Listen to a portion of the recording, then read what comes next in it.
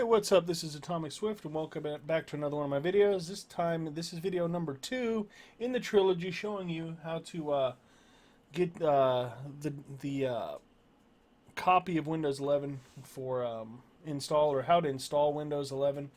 You get it for free from Microsoft, so this is not piracy.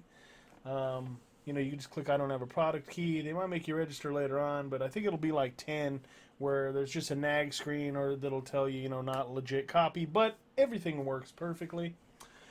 So we already covered how to create the installation media to do a clean install of Windows 11. That's right here. I'll provide this link down in the description of this video. Right now we're just going to cover how to upgrade your current version of Windows 10, or maybe you can upgrade. Let me see. Can you upgrade from? Okay, so yeah, this assistant is for those who wish to upgrade a Windows 10 PC to Windows 11. So if that's what you choose to do, like I said, I don't recommend upgrading.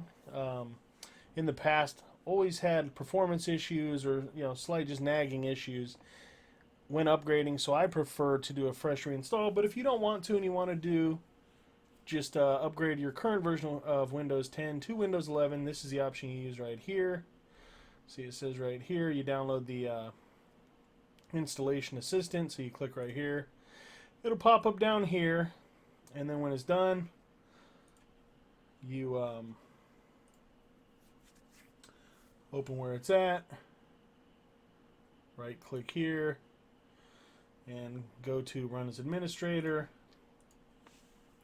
Run it. See, it says once the tools confirms the device hardware is compatible. So it's going to check your PC to make sure it's Windows 10 compatible.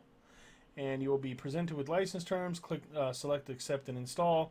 Once the tool is ready, click the restart button to complete the installation. It's going to take a while, I'm sure, because it's going to download and upgrade everything.